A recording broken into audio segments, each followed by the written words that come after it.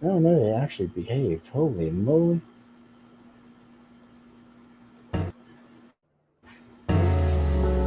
Hi, I'm Brittany Ashley, your host of Breaking Norms Building Dreams, your guide through this transformative journey in both business and life. This is your place crafted for dreamers, doers, or anyone who has been told they can't. Get ready as we challenge those narratives together. You're tuning in live to the United Public Radio Network, airing on 105.3 and 107.7 FM in New Orleans. We are streaming on all the popular platforms every Monday at 3 p.m. Eastern Standard Time. Join me for a candid and thought-provoking conversation celebrating your unique journey because you are worth it.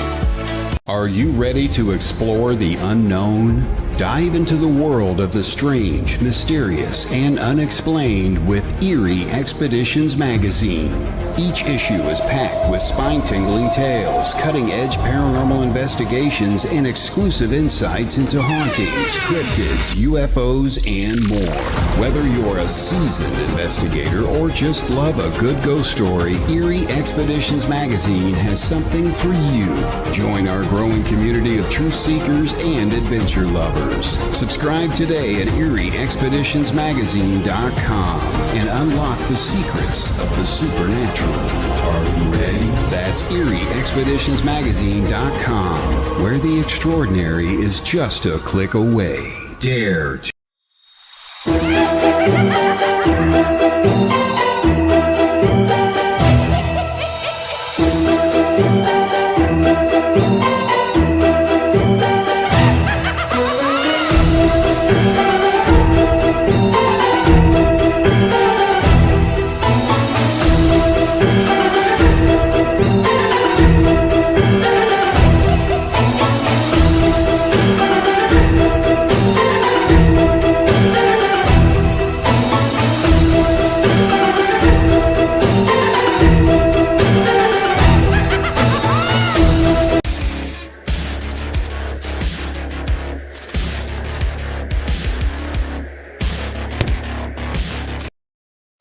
The night has come, it's cold and losing my control.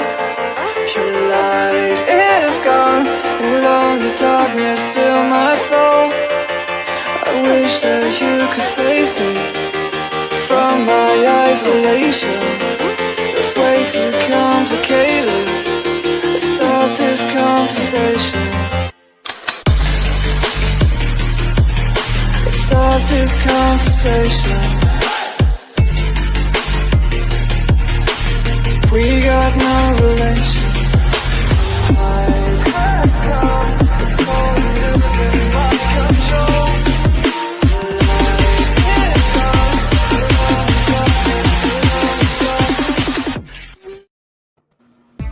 The Power Agency is built for those who move like predators, decide like weapons, and execute like their life depends on it. You're either fully in, or you're invisible. This is the United Public Radio Network, 107.7 FM in New Orleans and 105.3 in the Gulf Coast. UPRN talkradio.com. Esoteric. Welcome to Negotiating Happiness, the show that helps you find happiness, success, and balance in your work and life. I'm Adriana Fiestra, your host for this journey into entrepreneurship and personal growth. We're broadcasting live on 107.7 and 105.3 FM in New Orleans as part of the United Public Radio Network. We explore the latest strategies, insights, and stories from successful entrepreneurs and experts.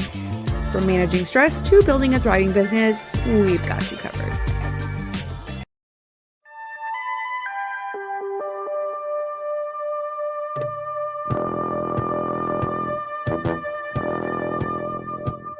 Tune in to UFO Undercover, Wednesdays at 8 p.m. Eastern, with your host, Joe Montaldo, right here on the Paranormal Radio Network.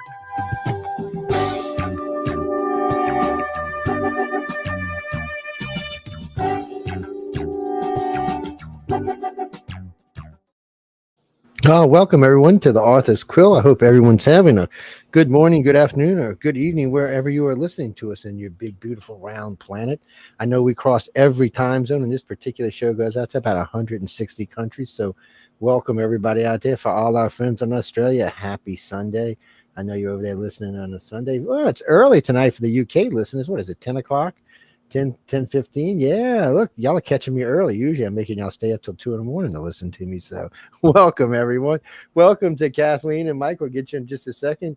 John, what kind of trouble you been getting into? I know you were in Dragon Con, just causing all kind of havoc is what I heard. Emily said you was a bad boy. So what was she talking about? You didn't talk to Emily at all. I was a good boy. I wrote her a secret message, Emily. I heard John was being a bad boy. What's going on? It was a great show. We had almost 30 past winners there from Writers and Illustrators of the Future. There were, for the illustrators and the illustrators show, probably 10 illustrators had booths there. Damn. So it just grows each year, more and more people, because it's so respected as a contest, both writers and illustrators, that we get everybody in there. And we had multiple panels for the illustrators and for the writers. And people coming by and just, wanting to know more about it and wanting to enter the contest. And we recently included videos we did with Kevin Anderson, Rob Sawyer, and Nedia Corfor. So those are new videos we posted on the Writers Workshop. So anyway, it went really good. A lot of repeat business coming back. We got to get the next volume of Writers of the Future, get the earlier volumes because now they really like it. And mini panels. And there was one panel I was on IP, intellectual properties. I said, what do you got me for? I'm a publisher. And because there's 3 lawyers and me. And it was like, why do you have me on this panel? So I got in there and they said, so what do you do? And I said, well, we're a bit different. We just, we let all the authors and the artists keep all the rights to their stories and their art. And it's very unusual. And one of the lawyers that was there saying, yeah, whatever he says, whatever they say in Writers of the Future and Illustrators of the Future, you can trust them. You can listen to them. They're good people. And I didn't know who this person was. And it turns out she was good friends with Jody Lynn Nye. And so she knew all about the contest. And then I was on another one on editorial and said all these editors and then me again, why am I on this thing? And then I said, so what makes you different? And so I said, well, what we normally do is, because we don't edit people's stories, they turn the stuff in, we'll do, make sure that there's consistency is good, but otherwise we don't really change the story because we want people to win on their own merit. But what we do is we take a look if there's any commonality to errors and stuff, we'll do a video. And so we've got this online workshop that we created, and then we just posted 3 more videos of things that have come up as common problems of people writing stories and posted those. Said, okay, good. So what's the link? Where do they go to find it? How do they do it? So it became like out of left field. I became then with Writers of the Future the major focus of this panel on editorial. It's like these other guys, they talk about the 3 types of edits that you can have. But then the fact that what we did here, that makes us unique. And again, over 40 years, it's so well regarded at Dragon Con, which they capped it at 85,000 people, which is 85,000 unique people, not, 30 over the 3 days. But it was, it's just really, really good just how well it does. Every morning, Pat Henry, who's the CEO of Dragon Con, would come by with his box of Dunkin' Donut blueberry donut holes. And he'd come in there and he'd share with everybody and said, yeah, I'm sharing my donut holes with you, because they gave me a box of 90 of them. So I come here and share them with you. And then the winners are there doing the signings. And then they say, who was that guy? And I said, that's the CEO of Dragon Con. They went, what? So the big chief. Yeah, the big cheese himself. So they were like duly impressed that Rise of the Future and Illustrators of the Future is regarded so highly with the show. And then in a couple of weeks, we'll be going to to FanX in Salt Lake, where we're equally as well regarded, because we also had the owner of that show as our keynote speaker a few years after Pat Henry was the keynote speaker. So, it's definitely a good thing, and it's an amazing legacy that these 2 winners that are about ready to be introduced have stepped into. And I got to say, I read both your stories yesterday. Once we found out you're going to be on this thing here, and I mean, I read a lot. I have to read a book a week for the podcast. So reading your 2 stories, I love feel good stories.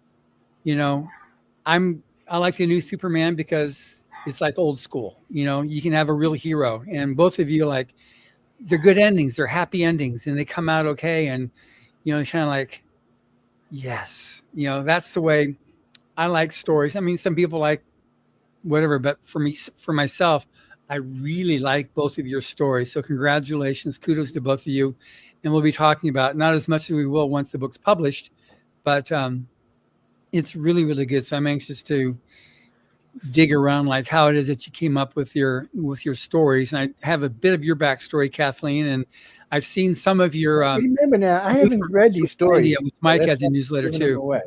What's that? I said, don't be giving a story away. I haven't read them yet. Now, you see how he is, guys? He just likes to tease me.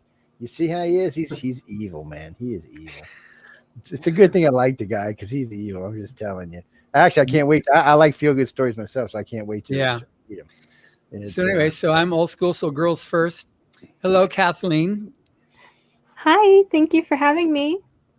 Yes, and your college, or you finished college? Where are you with respect to college? I finished college. Okay, good. Congrats. So she's ready to finish that big, bold new world as a international best-selling author. So that's a pretty good way to start. Hey.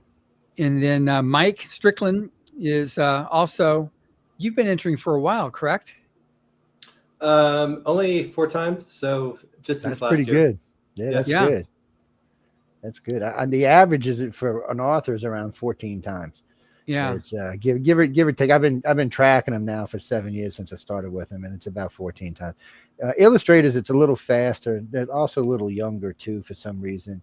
Authors tend to be a little bit older than the illustrators. When I say a little bit, it could be anywhere from 25 to 70, but still, it's there's been some authors in there in their 60s and 70s, old people like me. So, John and I were born before the sun. In case y'all didn't know that, just to let y'all know ahead of time. It's but I can't wait to read your stories. I love a good story, good feel good story. There's not enough of them these days. Yeah. Most of everything I read today is let's blow some stuff up. I ain't gonna use the language I would usually use, but let's blow some stuff up. Really. Did we blow? Let's blow some more stuff up. Oh, okay. Well, you can only watch them or listen to so much of that. And besides, blowing stuff up in a book doesn't come over quite as well as it does on a TV show. Yeah, exactly. How many times did you enter, Kathleen? Ooh, I know it had to be more than 18. Okay. Well, so you write an average then. So you good. She's got a great story of what inspired her on the story that she won with. Can you go ahead and tell that a bit? Yeah, of course. So I've been reading the anthologies for several years now, just trying to figure out what makes the winning stories different, what they're looking for, what I can learn from them. And there's always craft essays included in every anthology. And the year I was reading, they had L. Ron Hubbard's essay, Circulate. And he's talking about why is it we always have to write about somewhere different, somewhere where we've never been, somewhere far, far away. And I thought about it and I said, okay, I've already written on, faraway kingdoms. I've written in stories set in London, stories set in New York, stories set in Iowa. I said, why don't I write a story that's set in the town where I went to college? Little Springfield, Missouri. There's not a lot of stories that happen here. And I said, but this is a place I know firsthand and I know really well. So the story that I finally finished was, I think it's equal parts old folklore and it's equal parts the real world. Yeah. Yeah. Her story is called Saffron and Marigolds, and Mike's is called As Long as You Both Shall Live, which is equally as good. But the saffron and marigolds, so it was like old folklore, and I'm like, wow, that's a fun. And the thing that makes Writers of the Future so good is that it's not like you have to invent a new genre or subgenre. It's like how well you can create a story newly in its own unit of time. They're like, that was really a fresh take on that. And what you did was so good. And your ending was just so delicious. Yes, that was like, I love that. That was such a good, perfect ending. So kudos to you on that one there. And obviously I'm creating a bit of a mystery here. Is what is that? And so there's one way you can definitely get the answer to your question, and that's when the book releases and you can read Saffron and Marigolds, because it is just such a refreshing story. Well, the book's still a good ways from releasing, though, right? Yeah, okay. Yeah, well, it should be on multiple times. They'll both be on multiple times because they're both super fans. Yeah, so it's well, I always get John to send me a copy so I can read it pretty early on. As soon as I got something, I can send you. Yes, because when they get something to get, I'll usually get it and I'll sit down. Because the one I got, there's a reader's copy of this. People still trying to get this copy. I'm like, guys, there's nothing special just because it has reader's copy on it. And they're like, oh no, you need to give that one away. I'm like, why? I'll never understand. Because there's only like 30 of those things made. So yeah, well, maybe that's why they want it. But I do give away an autographed copy every year. Because they do the autographs. They have a day when they do the autographs. But then I also at the gala I usually get I'll try to get family members to sign in the books as well. So I keep one for myself, which is the special one which will have y'all signatures, a lot of people from author services, even people at the gala event that are working the event, I'll get them to sign, and I'll get people's family to sign. So it's very special. So I keep those for myself, but I do give away just one that's been signed. I'll give away, one of those, and I'll give away whatever I got from John or whatever I manage to snatch when I leave. It's but I give those away, and people really like them because they have already signatures in them. The illustrators and the author signatures are all in there, and it all looks nice. They work one of those days. They're going to work y'all's hands off. I'm just giving you fair warning ahead of time. It's a good thing. That's not a bad thing. It's a good thing. Do your rest exercises for the autographing. Yes. So now Mike wrote this story, said, as long as you both shall live. So a little bit of like how you came with that one there, because it's I've been reading those types of stories with Rise of the Future for a while. But yours again was such a fresh, and I love the ending on it. So what's your like storyline and a little bit of description about it? And then I'll fill in any blanks in case, you didn't mention this part. So go ahead. About the story or about how I came up with it? How you came up with it. So that's kind of a bit of an original story, unusual story. I was coming to the end of March this year, coming up to the deadline with no story, no idea for a story. And literally 2 days before the deadline, the deadline was Monday night, and Saturday morning I woke up in the morning from a vivid dream. And the premise for this story came from that dream. And I got up and immediately started taking notes and kind of came up with whatever I could in the moment. And then I kind of thought about it that day. And it wasn't really until Sunday I started writing. Again, this was the day before the deadline. Only wrote about 1,000 words. And then it was really that last day, Monday, I wrote the majority of the story, about 5,000 words, which is the most I've ever written in one sitting. And I literally finished after 10 p.m., spent the next hour or so doing whatever edits I could and sent it off. And I never imagined that would win me anything beyond maybe an honorable mention if I was lucky. So. Yeah, which is really a good point you're making there inadvertently, is that you're your own worst critic at judging what's good or not, especially at your stage of the game. So it's best to leave it up to the judges to decide if it's good or not.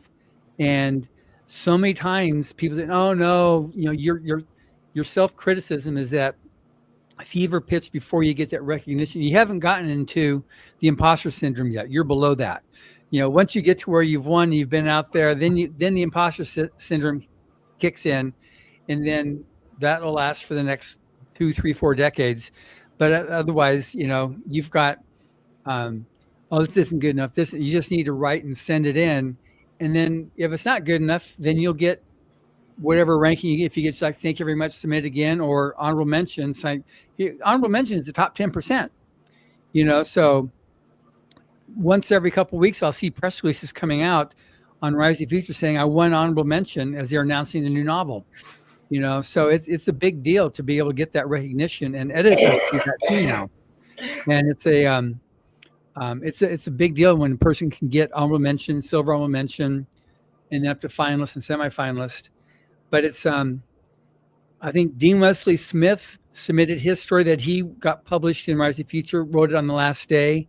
Wolf Moon he wrote his story on the last day before submitting, and submitted like at 10 till midnight. You know, it was just like, yeah, writing at 10 o'clock. Wolf is a sexy bastard. I'm just saying that. Yeah, he's the podcast that just went up today. So he's the one that just went out. But it's interesting that writers can be their own worst enemies. You need to just write, finish it. It's obviously got to be a story, and it's got to have some type of start, beginning, and end. But otherwise, to get into and just more edits, you just got to write and keep on writing. So you've, like you said, Kathleen, you said 14 times? At least 18. 18 times? Yeah.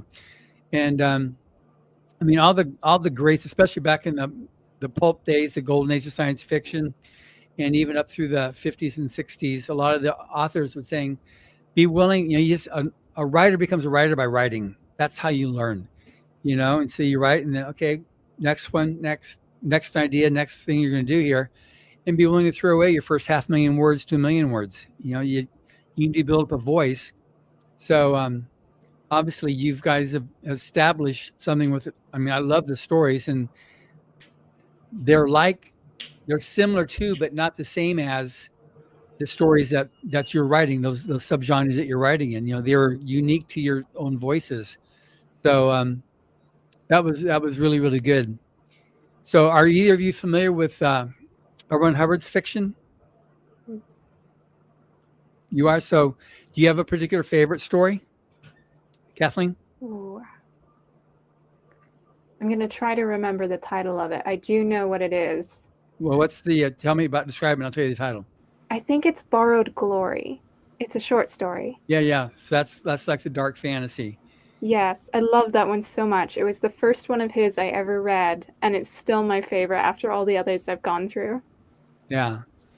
It's that one's just very, very intense, and like, oh my gosh, you know, when you get to the end of it, it's like, you know, it was such an amazing love story, but then how it moves along there.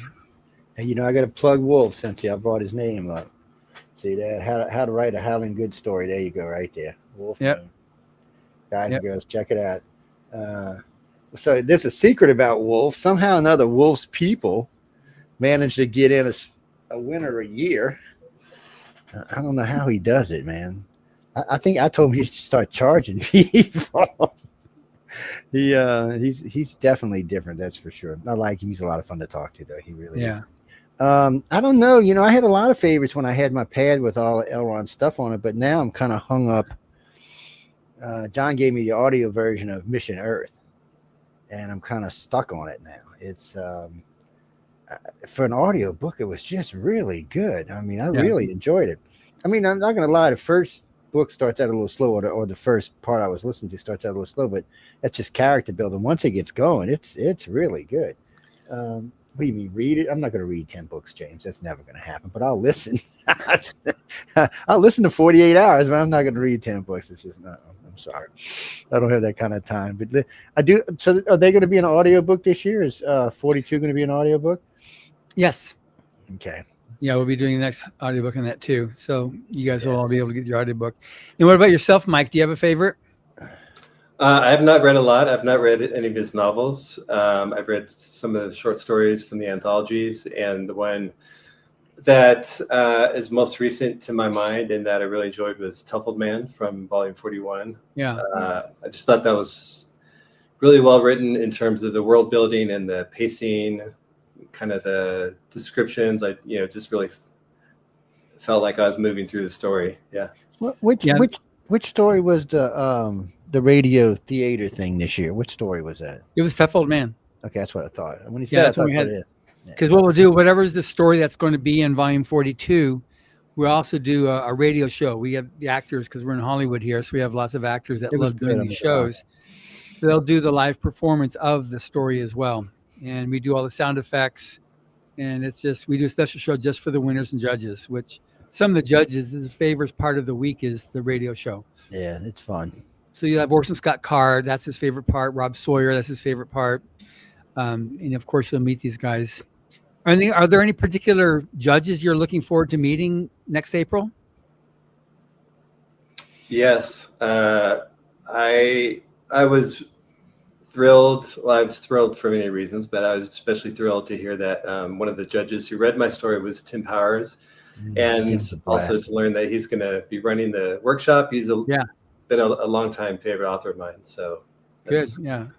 3 times World Fantasy Award winner. He's such a nice man. Yeah. I'll try not to be a fanboy. Yeah. Well, don't worry about that. You'll get over it. Just embrace it. Enjoy it. Embrace it, and get over it. Bring him an ice cold can of Coke. You'll make 5 points on his list right off. Yeah, exactly. What about you, Kathleen? I think if I remember the story correctly, Kevin J. Anderson read one of my earlier stories and really, really loved it. So I can't wait to go meet him and see if he remembers seeing my name or reading the story. Good. Absolutely. I'll be seeing him tomorrow. He's flying in tomorrow. There's a 150th anniversary of Edgar Rice Burroughs event that Emma and I are going to, and we're guests, and he's receiving a special award. So he's flying out from Denver and then coming in. So we're meeting up before the event, chat a bit. He was just in Atlanta at Dragon Con. He was at our booth and on our panel for Writers of the Future. He's a guy like, one thing I really enjoy, which you'll see how we are at Writers of the Future with you, is we love, we'll match you effort for effort on your career. So if you want to do stuff, do signings and do interviews, we're with you all the way, and we'll help you along there. Because I was there with Kevin at the beginning of his career, 30 years ago. And he'd call me and say, look, I'm going to be coming to Romans, which is a big independent bookstore in Los Angeles. Can you make sure there's people there? We'd work out getting a bunch of people coming to the book signing. That's with Brian Herbert, on Dune. And it was just like, they weren't known yet as the authors. It hadn't really had its big resurgence yet. So we'd come and we'd pack the place out. And he'd come to the San Diego Comic-Con. You see him walking with a box of books under each arm, going to the next signing. He's schlepping his own books. And it's amazing. It was just one of the hardest working authors, but he was constantly working to do more. And he's very prolific. He's now got a couple hundred novels that he's written, but we'll work with you, and so if you say, look, I really want to do it, we'll take everybody at their face value, saying, yeah, I really want to do it. Good. Then we will help you. There's people that, I think 2 or 3 of the guests you saw on the promos for the what you saw at the beginning of the show were past winners from Writers of the Future. So we'll work with people, and Joe totally loves working with the authors and artists that are wanting to, are serious about making a career out of what you're doing there. So if that's what you're really looking forward to, then, like I was with Nnedi Okorafor and just kept on following her career. I just really liked her a lot when she first won. She was a very young, writer on volume 19. I just tracked with her career. And then at some point she kept on getting. I said, would you like to become a judge? And so she transitioned over to becoming a judge. Same thing would happen with Kevin Anderson. Half our judges were previously people entering the contest. That, it makes sense now because it's been over 4 decades. So we'll work with you guys as well. If you want to keep on going, we'll work with you to do it. And when you come with your first novel, we'll have you be a guest on the podcast. You'll be on a guest on Authors Quill to talk about it and make it known. Like Joe says, you're what, over 150 countries? Yeah, we're 163, I believe, on this show. And just shy of 4 million listeners that are happening right now. Just shy of 4 million listeners are listening to us right now. Last week was, what was it? 3942467. Yeah, so 3.9 million listeners. We're just a few thousand shy. it's the station does well because we have such a wide range. So in the U.S., probably 300 or 400,000 of those people are listeners. The rest of them are spread around those other countries. So it's a different type of market. Plus, we have a big audience in China, well, all of Asia. I always refer to China, but it's really all of Asia. We have a large audience, and then of course we even have 21 listeners now in North Korea. Don't ask. None of us know how we got them. They're just there. It started out with one listener like 3 years ago, and then it went to 3. It just one day it jumped to 3. I'm like, wow, 3 people. Well, who the hell is this? And then all of a sudden one day it was 7, then 9, then 11, then 12. Now it's 21. And I'm like, and who are this? Is this someone in politics over there listening, or is this some little group? Because they're not allowed to have internet over there. So I just, maybe they're picking us up from South Korea. I have no idea how they're getting this, but they're definitely listed as North Korea, which surprises me. But the network itself actually goes out to every country in the world. There's nobody we don't broadcast. It just depends on what shows. Certain shows are older and been around a lot longer, so they have a much wider range. I think UFO Undercover goes to every country on the planet, and then does well in all of them too. So it also has to do with topic too. So there's a lot of interest in authors. You'd be surprised how well the raw numbers do on this, and because we're spread out across 200 archive sites, so you might see like 50 on this site and 100 on that site and 500 on this site and 1,000 on that site times 200. It gives you an idea how many people actually listen to you in archives. And when we're running Google feature, which we're not right now, but when we are, it's an additional anywhere from 100 to 500,000 listeners. It's they switched over to Bitcoin, so we're having a little issue with that. But anyway, none of y'all's concerned. I'm getting a new education on Bitcoin. That's all. Yeah. So I'm curious, what do you do, Mike, when you're not writing your award-winning stories? Well, if we're speaking of writing, I am working on my next novel. I just recently graduated from a master's program in creative writing at Western Colorado University, where Kevin. Oh, yeah, it's Kevin's program. Yep.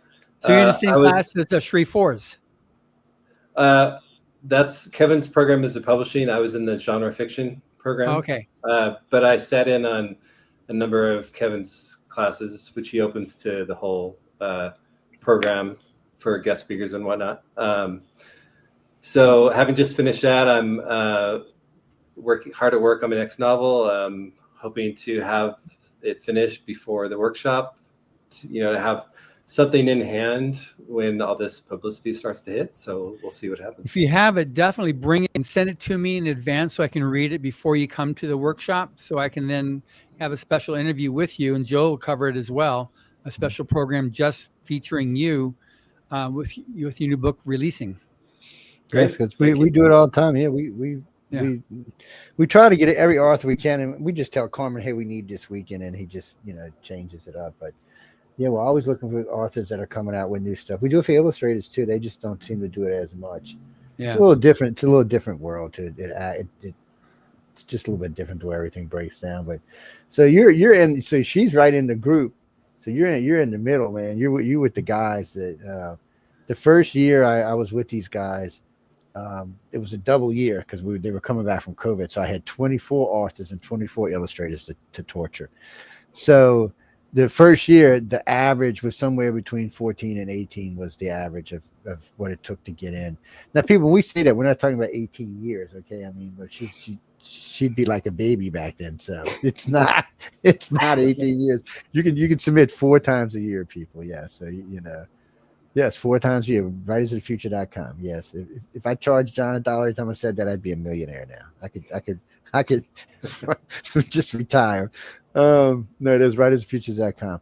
That's everything. I mean, the free course is there so you can learn if you're trying to figure out how to write. It helped me a lot, even though I still haven't ever written a story. But it has. I've taken it like 3 times. When I get to the story part, I'm like, nope. He likes watching the movies. Yes, no, because the boss lady said she's got to edit it, so that's not going to happen. Because she'll be calling me every 15 minutes. What the hell is this, Joe? So Kathleen, what do you do when you're not writing your award-winning stories? Well, In the writing side of things, I entered into the Bain Fantasy Adventure Award, and I got 3rd place this year. So I'm really excited about that. Yeah, they're a good Oh, group of good. people over there. Well done.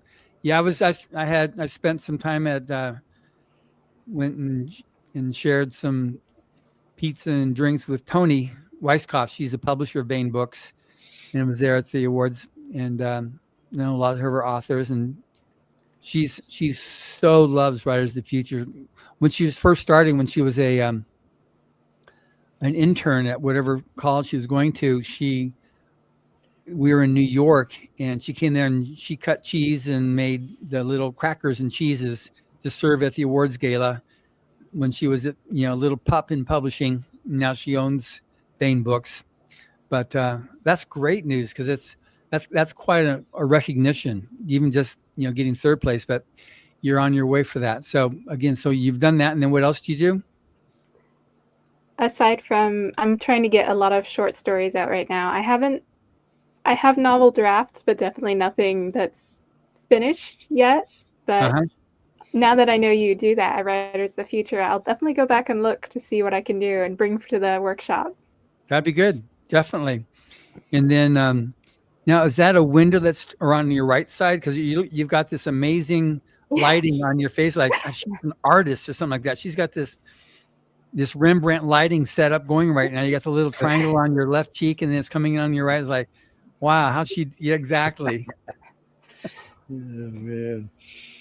So how do you keep the roof over your head? Is it mom and dad, or do you have, now that you're out of college, do you have other stuff, or what's your gig? I'm a copywriter and a tutor.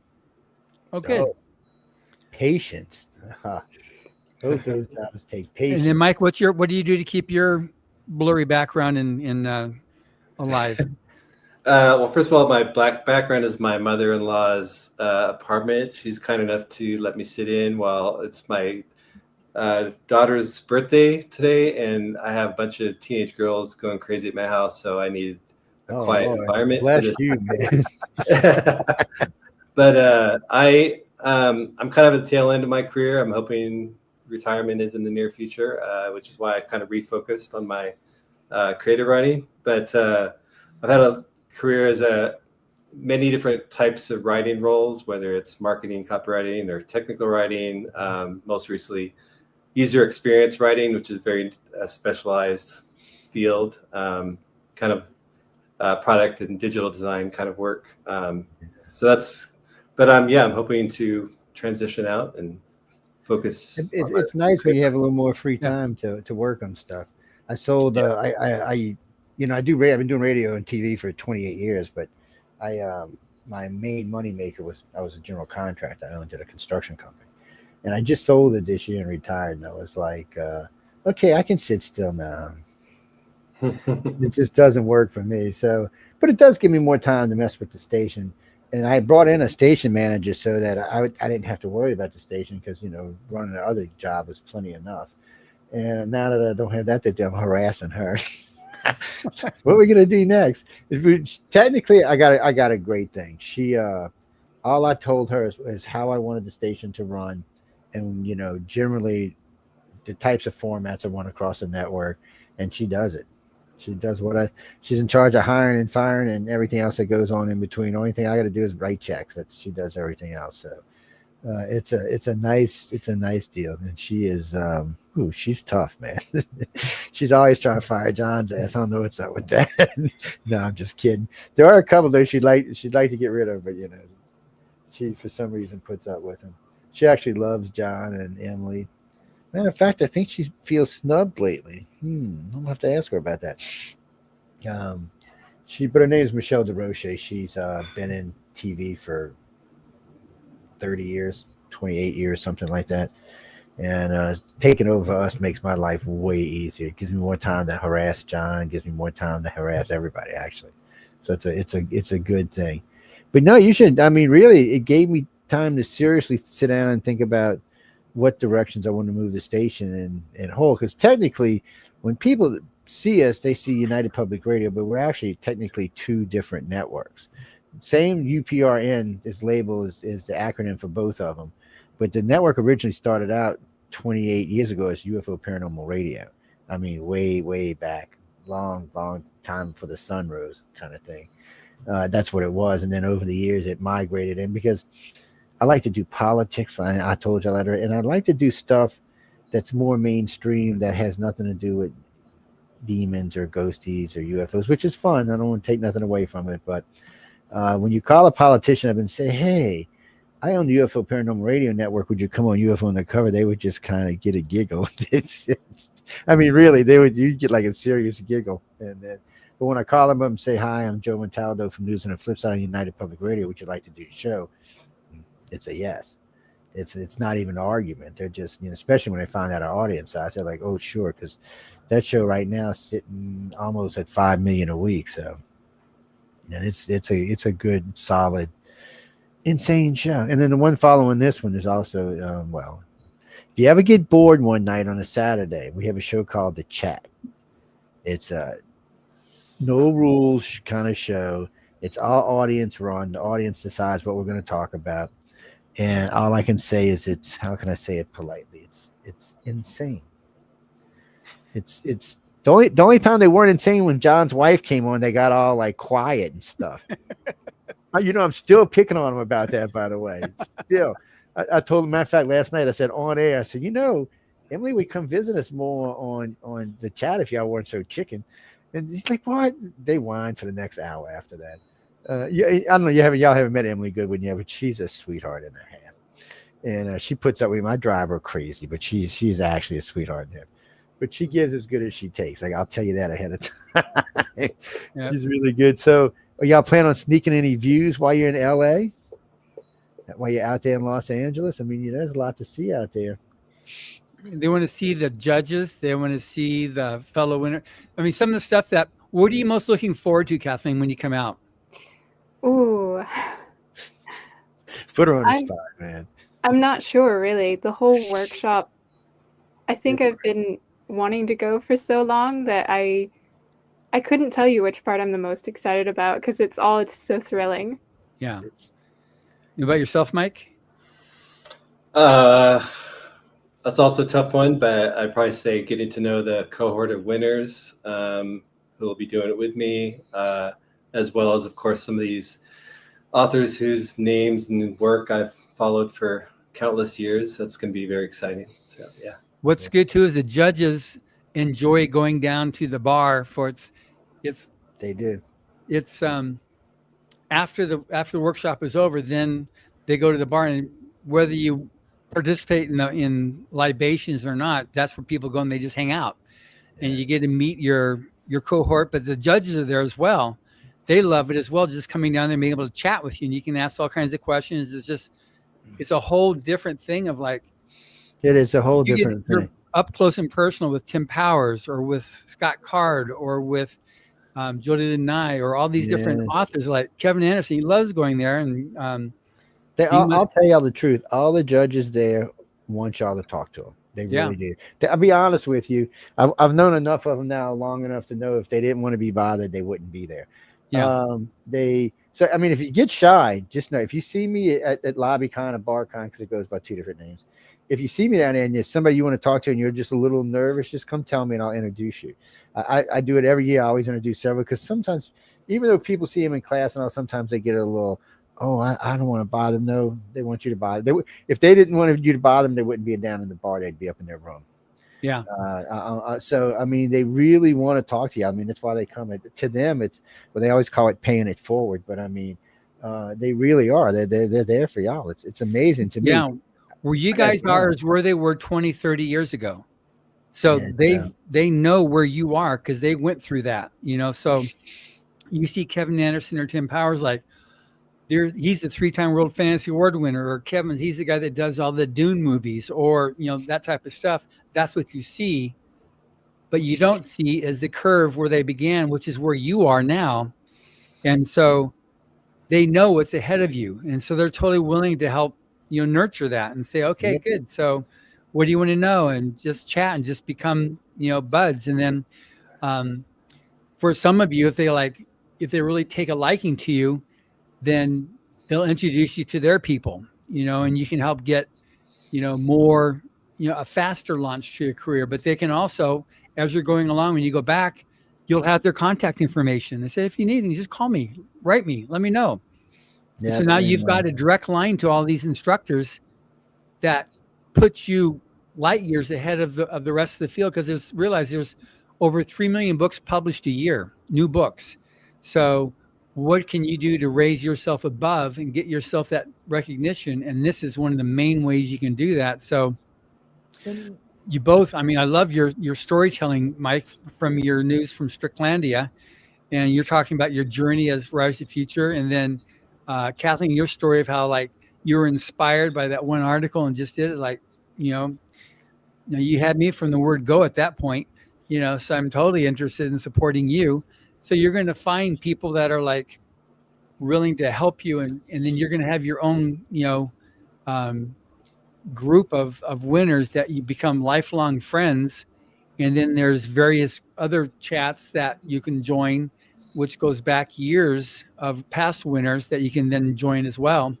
It's just, it's its own group that, it is amazing how supportive you on. I mean, and this year is a special year too. This is the year we break 1,000 writers and artists being published in Writers of the Future. Yeah. So it's a special thing. I mean, that's a lot of folks. I also want to mention, John, that volume 42, it's just coincidental that the answer to the question of life, the universe, and everything that's right. So exactly. There we go. So there's lots of things we're going to be taking advantage of this year on our marketing and PR stuff on it. So we definitely have that.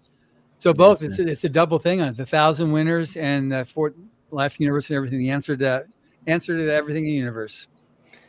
Well, I'll tell you this: it's a lot of fun. You're gonna be surprised how people want to talk to you, and it's more than that. There's a lot of stuff that you'll notice, but you won't notice behind the scenes, because the staff at Author Services is fabulous. They are absolutely. I always tell John, I'm always waiting for one of them to jump out of closet with an axe and cut me up, because they're just so nice. It's scary, people. I'm telling you, they are some of the nice, and I'm a pain in the ass. So y'all are winners, so they're nice to you because you're part of what's going on. I'm just a pain in the ass. I'm press, so they don't actually have to be nice to me. But they always are fabulous. And if you get to go to the office, man, make sure you get a cup of coffee. If you can get John to make it, even better, because he makes a mean cup of coffee. You'll see when you get there, when you see the machine, you know why I tell you to get a cup of coffee. But I'll tell everybody, man, if you can sneak a cup of coffee out that machine, get you one. It's a fact. But they really do. They go out of their way to make sure you're taken care of. And you'll notice, because they're all hard working. You'll see them, you'll get up in the morning, they're moving around, whether it's Joni or whoever it may be. And it's like Emily disappears for a couple of days, because when they're setting up the gala event, we don't necessarily see her as much, because that's where she's at. I mean, but everybody she's the producer for the event. She's producing the gala. So, and she always does a fabulous job, by the way. It's but everybody over there is really good. They take really good care of y'all. It's really nice to see. And it's always amazing to me how much camaraderie there is between the winners. Because, I mean, really, none of y'all know each other from, Now, we do the shows earlier now, so everybody gets to meet each other before the event. But still, still everybody's really just nice. I'm surprised, because I'd be a pain in the ass, man. I'm just being honest. But you're not a winner, so there you go. The closest one to me was Blue Eyes, man. He was something else. Oh man, that was our grand prize winner from volume 36. It was. He's an Ozzy. Chris Winspear. Yeah, he's the guy from Australia. Yeah. So somebody dropped him on his head when he was a baby, but him and I had we had a lot of good chats. They had a lot in common. So that's we had a lot of good chats now. But again, if you find yourself down at Lobby kind of bar comment and you are nervous, just let me know. I'll introduce you to you, because I'm usually hanging around talking to somebody. It just depends what's going on, or I'm listening a lot of times. Like, I get to hear some pretty interesting stories about stuff from their lives. So I'm there for y'all too. But when I'm listening to the judges, sometimes the judges will be talking to each other about their own personal lives, and I've actually learned some very interesting stuff. And and now they've gotten used to seeing me, so they don't even think about it when I'm there, because they know I'm not going to say anything I shouldn't, so they don't really worry about it. But it is nice, and you get to hear a lot of this stuff. And one of the things you'll notice right off the bat, especially if Jody and Tim are together, they don't always agree. It is a blast. Rarely do they agree. Yes. Well, anyway, I was trying to be nice about it. Anyway, you get two distinctly different perspectives, so it's really nice because we all know none of us are cookie cutters. If you're in any type of art, you're not a cookie cutter. You're going to be different, so your situation may need to be different. So when you talk to all these different judges, you'll notice they don't always necessarily agree, but they all got to the same ends. They're all famous and profitable, so it's just what fits you the best works. One of my favorites to listen to is Tim McCaffrey because he's crazy too. God, yeah. No, I did that. Anyway, I don't know why he just moved to Ireland, so I don't know if he's going to make it this year or not. No, he's always fun too because he always wears a nice blazer to the to the event. I like his choice in colors. We'll leave it at that. That's another thing. You're going to really enjoy the gala. It's really nice. It's well done. It's as good as any Hollywood gala you'll be out there, and it's just nice. And they have good groups, and I always like to watch y'all get up on stage. There's always a key, and there's lots of cameras everywhere. So it's thank God y'all get to rehearse first. Is all I can say. Yes, it's So I'm just curious now, circling back to you two. So now, Kathleen, your story's fantasy. So is that your go-to genre, or are you also other genres? It's mostly fantasy. I just finished writing actually a cozy kind of science fiction short story. So I'll write a lot of different things, but fantasy is home. Oh, good. What about you, Mike? Because yours is science fiction. Yeah, I was afraid this question would come up because I have a hard time pinning myself down genre-wise. That's fine. I'm kind of all over the map, and I actually enjoy blending genres more than anything. The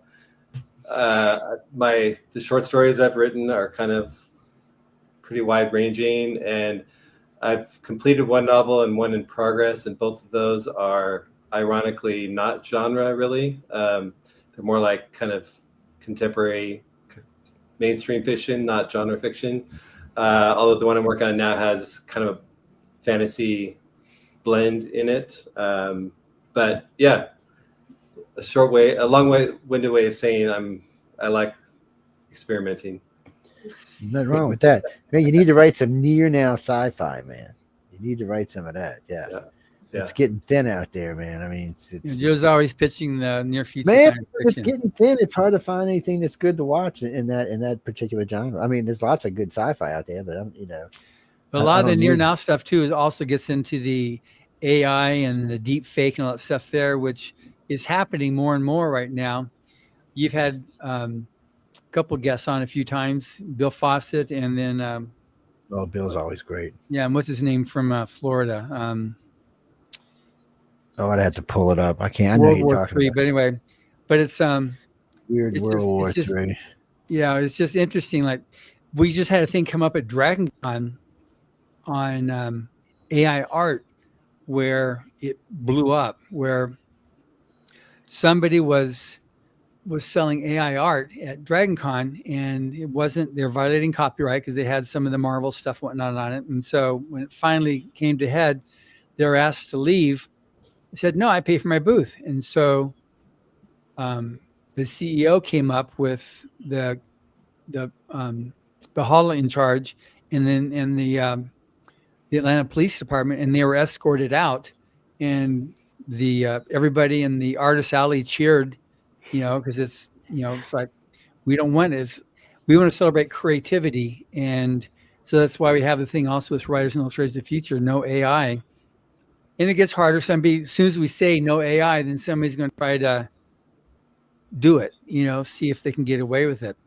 And we put the rules in there because a couple of years ago, somebody did AI art that they submitted, and we weren't tracking with it back then. And then it turns out that it was, because when they came to the workshop, they weren't doing the Illustrator classes. And they said, why aren't you doing this? I says, well, that's not my style. That's not my procedure. Then we've come to find out that the procedure was giving prompts to the computer. So we don't do that. So we made a big point on it, changing the rules.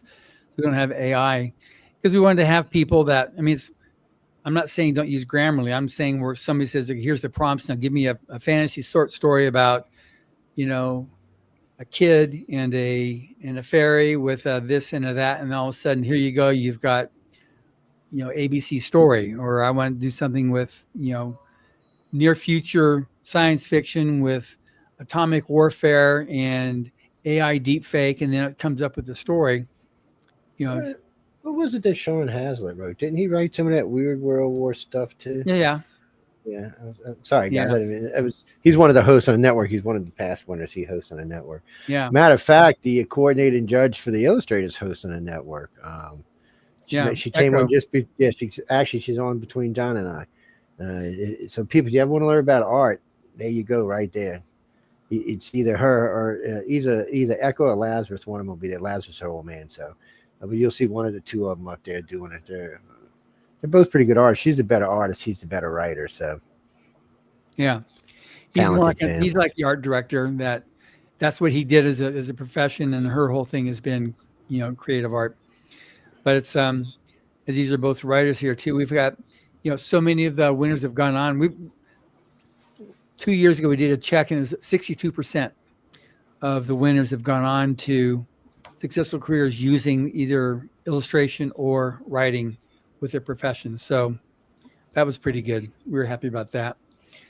So then remember us when you're on the red carpet, when we're screaming, give us an interview,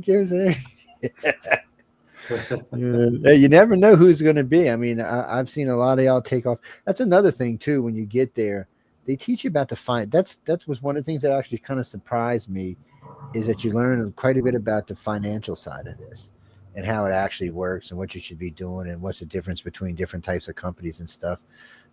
Dean's really good about breaking it down, but all of them have a good knowledge about how you should be doing things. What depending on your other financial situation, what's the best way to handle something specifically. They also teach you about Kickstarter, which I never knew existed until I met these guys, which is actually a great thing for someone who's starting to get a little name for themselves. Yeah, it's something that can put a lot of money in your pocket fast. And I noticed the year I came to go, when I found out about it, boy, that guy get 42 million, 46 million. Yeah, Brandon. Yeah. Yes, I'm sure that's the exception to the rule, but damn. Very much so. But he definitely raised the bar quite a bit. So I'm just curious. So Kathleen, are you very big on social media? I'm on social media, but I'm not very big on it yet. I have my Blue Sky account. So. Okay, what about you, Mike? Mainly on Substack. You mentioned my newsletter. I do kind of write a letter or newsletter with generally about my musings on the writing craft. But beyond that, I have kind of recently gotten back on Facebook and Instagram with author profiles, just to kind of just start laying the groundwork there for a future career. Yeah, because that's one thing that's important that we'll be going over at the workshop is indie. Are you planning on going? So then, Kathleen, are you planning on going traditional or indie? I'm hoping traditional, but I don't know enough about it yet to say for sure. It depends who you talk to. If you talk to Dean Wesley Smith or Mark Leslie, they will bend over backwards to explain to you how how traditional publishing is the worst thing that could possibly happen to an author. Or you could talk to Orson Scott Card, Tim Powers, Rob Sawyer, and they'll tell you about the virtues of traditional publishing. So you got both ways to, and Steve Serling will talk about the virtues of traditional publishing. So they break it down for you quite well, I'll tell you that. Yeah, they'll both go into it on both sides of the spectrum. You're like, wow, but it's how much you're willing to hustle as an author with your social media and build up. What you make is a lot more per book. And Kevin's totally sold on what he did because he's written so many books, but once they go out of print, and if another publisher still has the rights, then you're dead in the water. You can't do anything because they own the rights and they won't republish it because they don't have the money for that. So he bought the rights back, and then he created his own publishing house so that he could then get his books back in print. And that's why he created WordFire. So, and Dean Wesley Smith, the same thing, why he created his WMG Press, which WMG stands for the name of his three cats. And so that's why they did their press, he and Chris, his wife. So you'll have, both sides of it. on what works. We've got, so you can get your questions answered. What about this? What about that? So moving forward, we go over, basically we give you so many different pieces of the puzzle, and then you can decide what the pictures you want the pieces to fill. So you can decide, I want to do traditionals, then you can get your questions answered on traditionals. And if you want to get your questions out, okay, I want to do indie or I want to do self, then these are some of the different, these are what you got to watch for. And this is how it works. And this is what the returns will be, on doing this. We had Hugh Howey started self-publishing, and he did Silo, and which is now that TV series. But he did it, and then because he was so popular, publishing house picked him up and did it, and then he's just like, he didn't like it because he was restricted to doing one book a year and had to be a certain size, and I don't do it that way. He likes doing little novelettes and then put them together to make a novel. Either way it goes, a big social media presence is a must.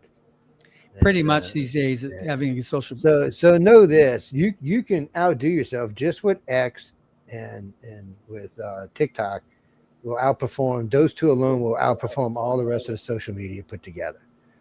It's just they're the two highest performing right now. Instagram is great, Facebook is great. There's a bunch of, currently, I shouldn't even tell you this, we have 48 social media pages for the station. 48. I have 3 personal Facebook pages. Those are personal pages. And the thing of it is people expect to see you. Once you get to a certain point, people do expect to see you one way or another. So in reality, it's for anybody in any field, anywhere. You're only as good as your last thing you've done. So after that starts to fade, then you either have to maintain a presence so people just know you're around. It doesn't even matter what you say because most fans are going to be loyal regardless. So just acknowledging them a lot of time is enough. And occasionally somebody's going to say, hey, what are you up to? Did you think about writing this? Or in my case, I get a lot of stuff because we have 40 hosts on the network, so it can get stupid sometimes. But it's a great thing to have.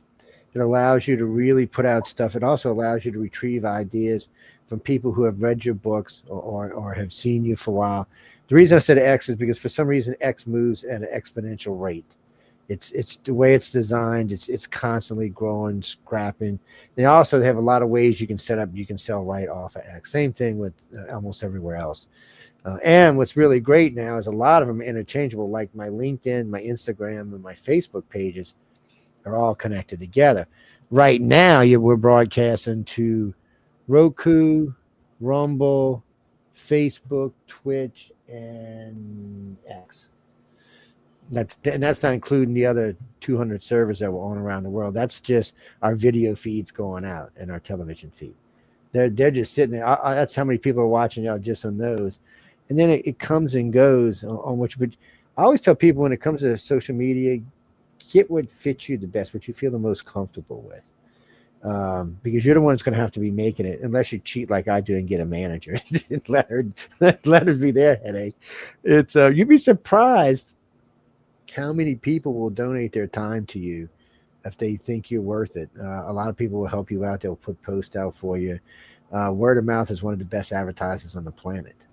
And these guys, when you meet these guys, they're going to teach you how to use it. But it doesn't matter whether you go traditional or if you go independent. Social media is whereas a lot of people are going to find out about you is going to be on social media. And I'll tell you another little secret too. Don't be scared to do appearances. Don't be scared to suggest yourself to people like Coast to Coast. John's been on Coast to Coast. I've been on Coast to Coast 5, 6, 7 times. Anytime you go in there, you're going to see an audience between. You may see interaction between 60 and 600,000 people may visit your site. So it's always a good thing. And if you're coming out with any kind of sci-fi or fantasy stuff, they're into that kind of stuff. And they have to fill 7 days a week, 4 hours a night. And now they do two guests on their shows. So that's a lot of guests to take up every week. So trust me when I tell you they're looking for guests. They're always. And you know what? If you're feeling comfortable to talk to Carmen, Carmen knows him over there pretty well, so he could probably help you. But it is a good way to get out there. Other podcasts, there's a lot of podcasts looking for guests. There's a lot of podcasts like us that do authors. that strictly do authors. We have 2 others on this network that only do authors. They don't do anything else. And sometimes they're in specific genres, but still, you can find a lot, especially in fantasy and sci-fi. There's a lot of people out there that like to talk about that stuff. And if you got a book out, or just because you're in the new 42, I keep pointing at it, guys. That's 41. I'm sorry. You still got to go buy this one. No, really, it's right here. Like, all right, whoever said that might. Hold on, look, I'll put it up. See, there it is. Look how pretty it is. Ooh, let's get back. It's very pretty, and it's definitely worth buying and reading. It's a good book. Got a lot of good stories in it. As a matter of fact, I was talking with one of the authors the other day about a particular story that was really good. As you can see, it sits up there until it gets given away. Bob protects it. See Bob back there? Do not F with Bob. I'm just warning y'all. Don't F with Bob. Bob is watching the books. But no, really and truly. So, I mean, you know, social media is always a good thing to help you with. There's a couple people while you're over there that will talk to you about social media, and they're pretty good about it. And so there's just so much information you're going to get out of this, and so many ways you'll be able to self-publish yourself or publish yourself. Or the turmoils of finding a publisher, or usually you have to get why did it go right out of my head? Agent, if you want a publisher. Yeah, but if you finish your books and you bring it with you, then and you establish a relationship with, like, I really like Kevin, or I really like, whoever, then they might be willing to agree once you, not like the first night when you meet them. Hi, my name's Mike. You want a book to read? Well, no, I mean they're there. You're gonna get time. You're going to get downtime. You get a lot of quality time with these guys. So, and really and truly, usually around 6 or 7, you'll see everybody start coming down. Some of us are coming down to drink. Some of us are coming down to eat. Some of us are just coming to chit chat. I'm usually doing both. I'm usually eating and chit chatting, and unless I'm going out with somebody because we're going somewhere. But it's, you know what, Jimmy, bite me. How's that? No, I like the authors as much as like the illustrators. Who told you that? Oh, okay, never mind. Sorry. The first year I was hanging out with all the illustrators. That's all. There's a lot of videotape of that. Sorry. No, man, I like both. Anyway, he's not talking to a voice in his head. He's talking to somebody else that's listening. I'm actually talking to somebody on Powell Talk, which is another social thing we have going on. Powell Talk over there, and welcome Powell Talk people. They're listening to us via some radio station around the country somewhere. That's another thing. So we're on television, we're on AM and FM, and we're on podcast everywhere that you can find a podcast. If it's a podcast company, we're there somewhere on their site. We're going to be there. So we always tell people, look, think about that kind of stuff. It never hurts to get your stuff out everywhere you can put it out, especially if you're going independent. So in the old days, we used to give away a lot of stuff for free. We don't do that so much anymore because we found out that it's not really that good of an idea. But we will do something like we'll put something out that's really good, and we'll give the first half away for free, and the second half we'll charge, which irritates me, by the way. But it's the only way people actually do it. When people get to know you and know that you're putting out quality material, they don't mind paying for it. That's the thing that cracks me up. They don't actually mind.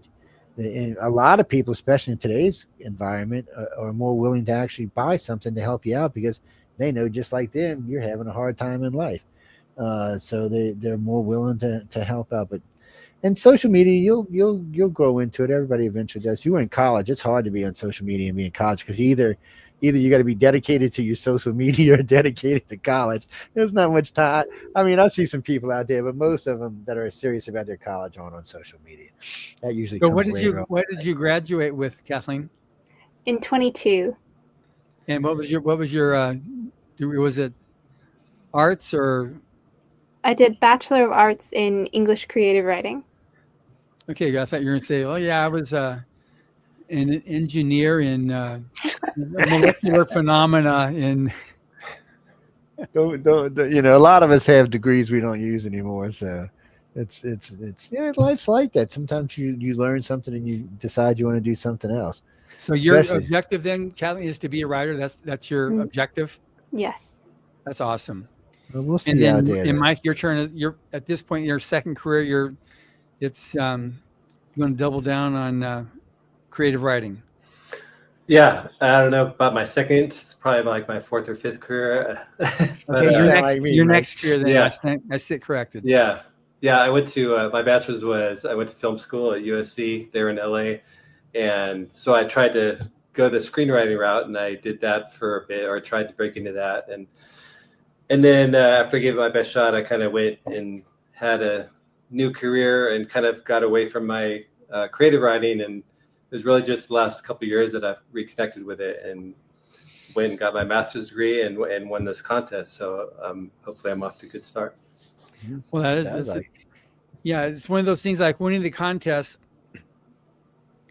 It's definitely something that you will put onto your resume, and I see people decades later saying, yes, I was a winner in Riders of the Future, and it's something that will definitely get you noticed because there are so many people trying to get their voice heard that when you can have something that there's probably, I don't know if there's anything that's more reputable than winning Riders of the Future, because all the editors and publishers know that it's 100% blind judged. So nobody had an idea of who or anything about you other than your story when you won. So, and they know that it's judged only by the judges who are all professionals. Like, I have no idea. I mean, I read your stories because I asked Maliva, who's the editor, to send me your stories yesterday so I could read them before this show. But nobody on staff here, none of the people at Riders of the Future see anything until the judges have said, these are the ones, so that's how we find out. Nobody has a say in it. We never have had a say in who's the winner. Yes, so trust me, he's not lying to y'all either. He's telling the truth. So it's known. So it makes it very unique. And the fact that it's free to enter and it's judged blind and that you maintain the rights to your stories, that's just unheard of out there. It just does not happen. And that we encourage you to send your story out again to get it, republished in other anthologies or other contests. We'll send links. Okay, now enter here, enter here, enter here, which I'm doing right now with other winners in volume 41. We really want you to have a successful career. The only thing I ask, and Joe asks as well, is don't forget us little people when you become very big and famous, Yes, because one of these days you're gonna be big and famous. We're gonna be like, come on now, you got to let us get up to the front of the line and stuff. It'd be my pleasure. Okay, good. Thank you. I tell everybody when I meet him, I have no doubt. I mean, you made it this far. You got a good start. By the time you're done with this class, some of the authors I meet really have no formal training. Some of them do. Some of them have been in college, but I noticed it doesn't really matter. They tend to all pick up something during this week, and don't ever be scared to ask a question in class. By the way, just don't. They actually expect that, and if nobody asks, they will start picking on y'all until somebody asks. I'm just warning you ahead of time. So, and it's interesting because they're looking. They want questions asked. I mean, they can sit there and talk to you all day. They're all good at doing it, but they would rather be getting points out that you really want to know about. I mean, they're going to give you the basics no matter what, but you really want to come away with an advanced learning. I guarantee you, a week with them is probably two years of school anywhere you go. It's like some kind of intense overdrive training, but and it's a definite fire hose down the throat. It's just there's so much data, and you're taking lots of notes, and some of the stuff too, which you're going to find because where you are in your career, you'll be getting some different advice and different things from judges, like, well, he makes it seem like it's important, so I'll make the note down. You might not really grok on the significance of what they're saying for 2 years or 3 years down the road and go, that's what they were talking about. Where your production gets up to a point where you start looking at which genre that I write or what format makes me the most money. There's several articles that have you both done the free online writing workshop on Writers of the Future? Yes. Yeah. And there's 3 new videos we just posted a few weeks ago that I recommend you listen to as well, with Nydia Corfor, Kevin Anderson, and Rob Sawyer, and all different things. And Rob gets into about characters, saying like all characters are actually robots, and he goes in to explain how that is. And then Kevin goes into, I think it's 12 points on the business of writing. And Nettie goes over a way to self-edit, once you've written the book. They're really good, really great advice that they use. And Nettie is so cute. She's just like, how she talks, and she's just like has so much fun. She really has fun as a writer. But it's something that you'll get. So so I've already asked you, and you, Kathleen, you said, everything on what you're looking forward to coming out. Do you have your dress all figured out, or you?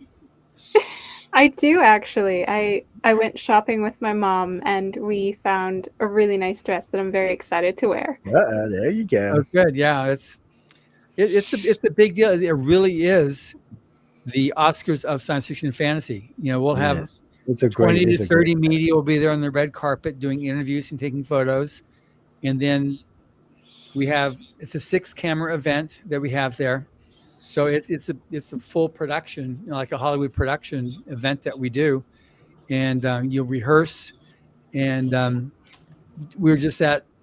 just recently attended a different awards event where they don't rehearse, and so the names get mispronounced, and people come up, and people don't show up, and it's a real difference to have that level of an event. And with the advent of social media, the other thing too is social media is forever, so it's important that you really learn the basics and that you got good manners, because stay out of politics. And if you get in there, when you go in and you jump in and you start doing some posts that are like divisive type, whether it's religion or politics or whatever the current favorite thing that people like to hate on, as soon as you jump in on those conversations, you automatically disenfranchise 50% of your potential audience. See, it's one of the things we teach in a course. Look, there are people who can do both. It's just a rare thing. I can get away with it, but like I said, I'm a centrist, so they expect it from me. But I tell people all the time, if you're lefty or righty and you decide to say what you are, you just lost half that audience. It's half your money just went poof. For what? For five? Look at that poor Adele. She lost all her money. God, look what's her name from Harry Potter. It cost her $1 billion by taking a political stand. That's chump change for her, but yeah. Yeah, well, I know, but still, it's still a lot of money, and so it's best. I understand the need to say something sometimes, because frankly, things happen on all sides of politics that I feel a need to say something about. But for people who are really just in it, you want to get your material out there, you want to make money, and you want people to like you, the best thing is to stay out of religion and politics. Yeah, and you're not going to make a difference in the grand scheme of things on your social posts to say, I think this person is an evil person. It's not going to change anybody's opinion. All it's going to do about who you're commenting on, it's going to change somebody's opinion about you. So both of you wrote amazing stories. They're not political. They're not right or left. Yeah, they're fun, fantastical, and science fiction stories. That's They're the way to do it too. And a great ending. So everybody will like that. Look at legs. You got booted. You're not anything on stuff. You're just good storytellers. If you keep it at that, then you'll be able to build an audience. And it doesn't matter if secretly you like the current, political direction, whatever it is. It doesn't matter. That's for you to have as for your beingness as an author. You want to be able to sell yourself as an author that you want to read, because you're going to like what I have to give to you. And it's not political what you're doing. You're not dropping in little Easter eggs on pro-left or pro-right. You're just telling a good story, and it's fun and it's uplifting, and it's like you're done like, that was nice. I like that last sentence in your story, Kathleen. That was such a nice last sentence. Yeah. And the same thing with you, Mike, on how it all comes together at the end. It's like, that is just nice. And but you see how it is. Look at Taylor Swift. all famous. Everybody loved her. She comes to the Super Bowl and they booed her. She didn't even know how to act. She'd never been booed before. Then she had to cancel last year's concerts because they weren't selling the way they was, all because she took a political stand. Yeah. It's not, not worth and it. so you see a lot in Hollywood. People are very much into the politics of it. And it's like, all it does is puts people at odds to them. People don't want to see the movies because of right or left. It's like, it's so silly. So I learned that lesson earlier on where I took a picture with a very well-known Democrat, and I had a very well-known Republican on my social page. I got friends all over the place. And then I had on the liberal person there, I had the very conservative. What are you doing with that person? And on the person with the conservative, I had the liberal saying, what are you doing with that person? So I just thought, okay, this is ridiculous. I'm not, that's having not a drink. That's what I'm doing. Asswipes. It is a shame that it used to not be like that. It used to be that you could say stuff and you wouldn't lose audience over it. Nobody would care. But today people just, it's the cancel culture. They just feel like they need to cancel you if you don't go with it. So it's best just to let people wonder, No, Glenn, I don't let anybody wonder. We're not talking about me. It's well, I mean, come on, some things are dumb. But I mean, it's just best. It's best advice I can give you is, look, just don't pick a side. And you can, if that's what you want out of life and you feel the need. I would never tell no one not to do it because, that's your right in life. But for a business move, not so much. Matter of fact, there's things I do that to people who I had a lot of wealthy construction company customers. And there's some stuff I do in research that they didn't know about, and I kept it from them because if they found out, I wouldn't have those customers anymore. And I'm just glad they didn't follow any of my radio stuff. That's all I can say. But as far as what I do, it's different. I can do this show and then go do the show I'm going to do after that in an hour. And then I can take whatever side I want because people know me well enough to know now that I'm not going to always agree with every side. So I'm not truly one way or the other. I'm just whatever I feel like at the moment.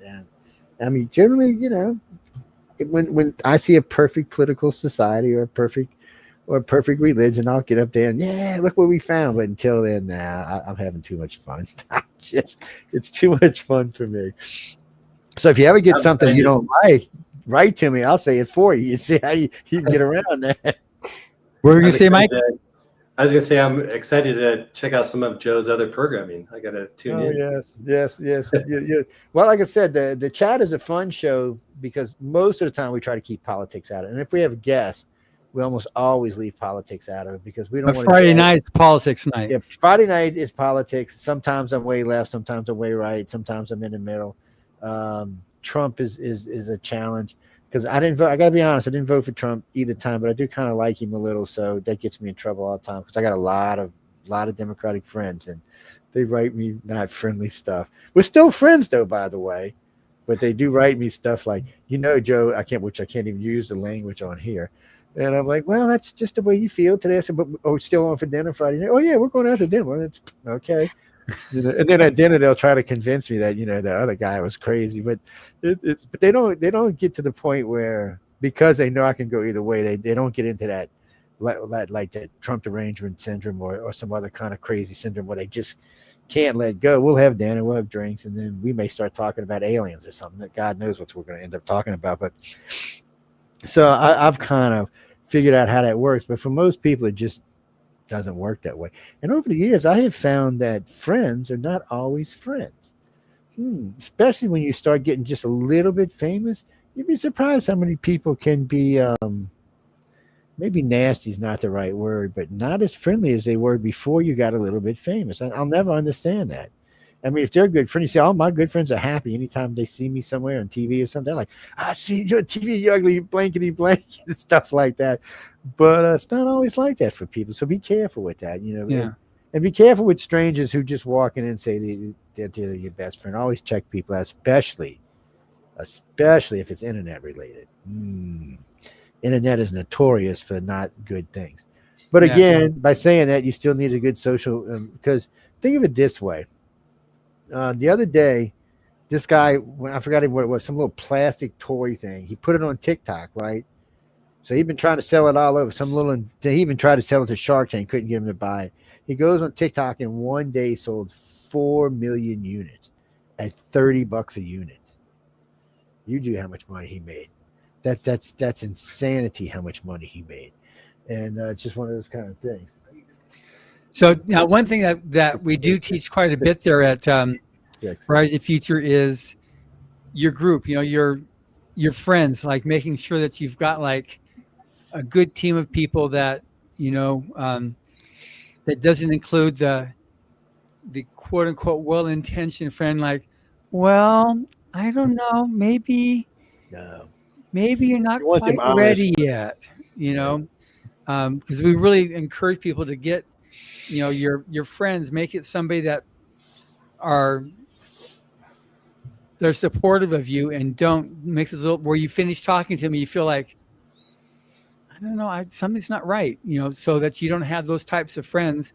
And we encourage some people, that, some of the big celebrities don't even pay attention to the social media, because the social media is just, the bigger you get, the more some people actually just, their whole game is to go up and tear you down. And there's certain media networks that's their game, and definitely the trolls do that.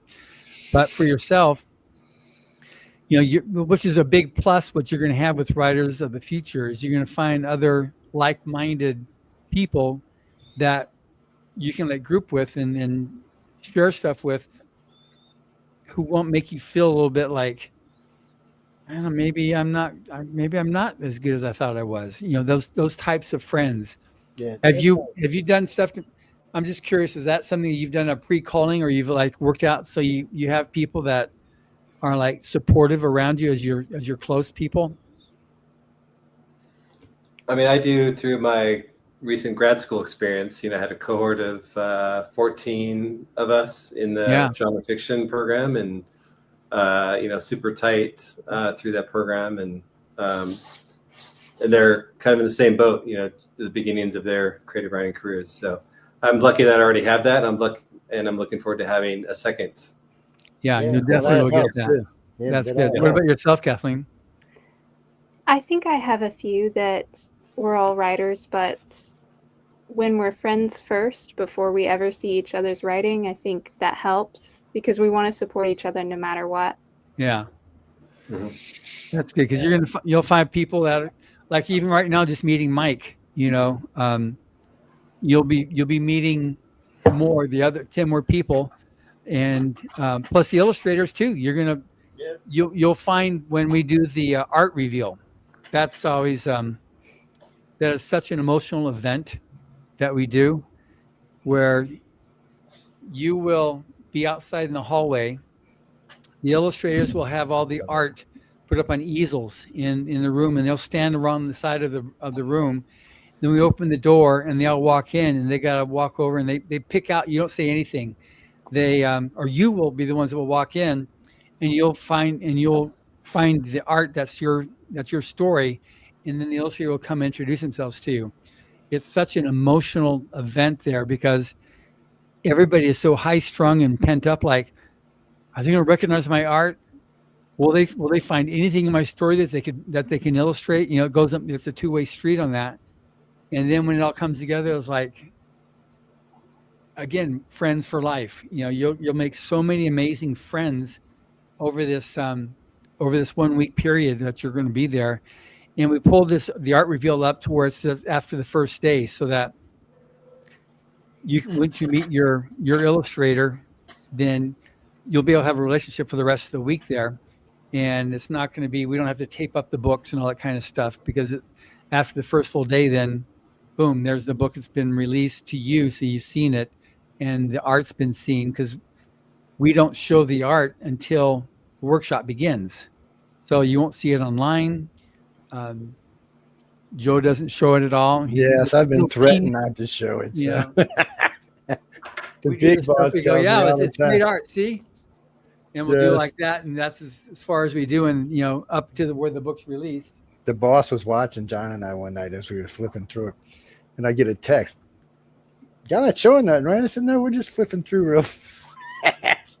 I was like, no, we're not doing nothing. No. We want to show you. The boss he's talking about is Emily, my wife. Yes, his wife. She threatens me from time to time, but you have to put up with it. What can you do? Actually, like I said earlier, they're all really, really good people. And John will tell you, and you'll probably hear the story sometime when you're down there. I gave him a lot of trouble in the beginning because I've worked with a lot of different, I was going to say costumes. Sorry, my brain is somewhere entirely else. But I've worked with a lot of different contests over the years, and when he was telling me about this contest, the whole time I was thinking, you are just so bleeping full of it. And this went on for about a year. We went back and forth because I just, blind judge. I'd been invited to other contests where they were blind judge, and they turned out not to be blind judged.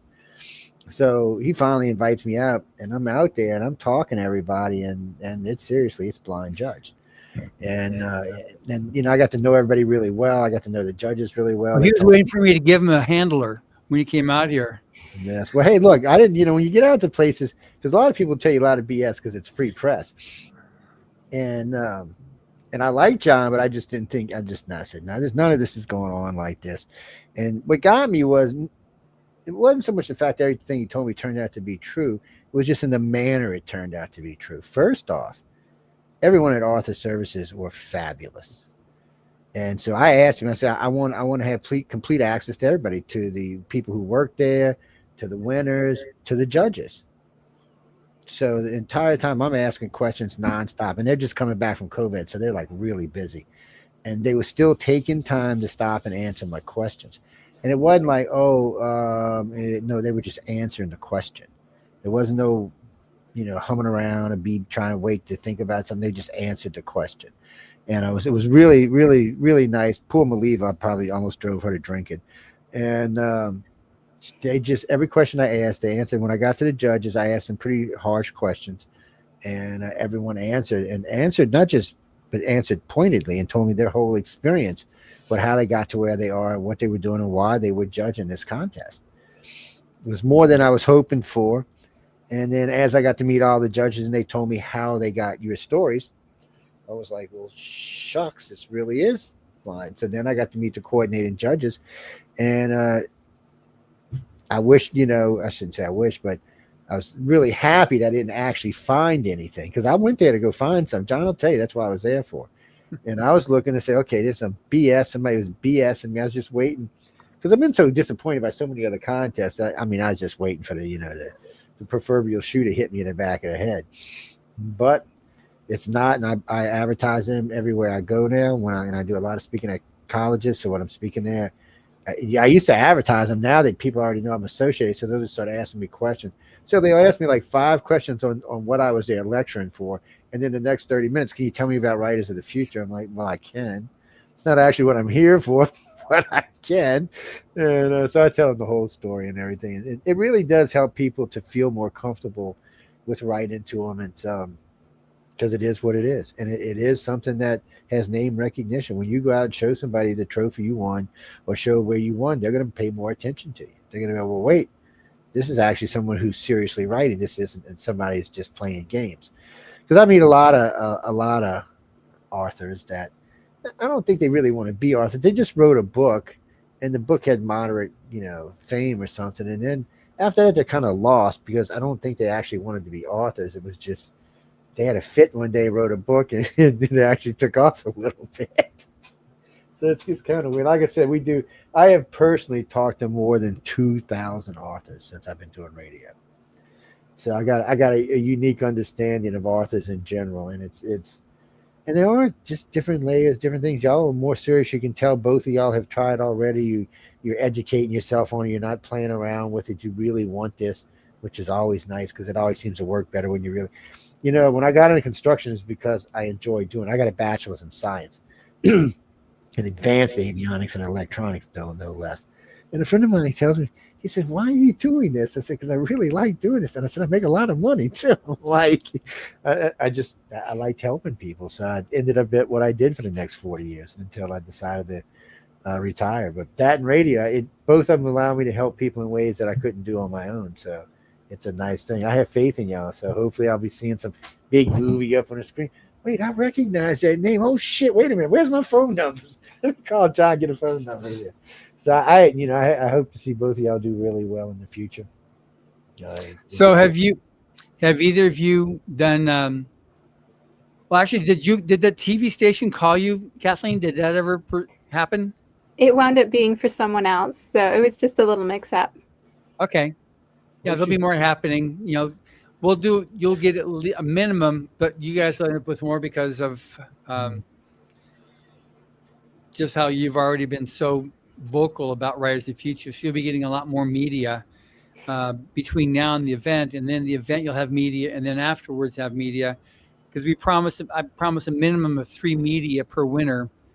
Oh yeah, you'll get that easy. You'll both will easily get that, since you're so both willing to be on it, and there's going to be a lot of media at the gala. Don't think there's not. During the week, I'm John and I, maybe one other person, about the only ones you're going to have to really worry about. But when you hit the gala, there's going to be a lot of media, and not just from here, from all over the place.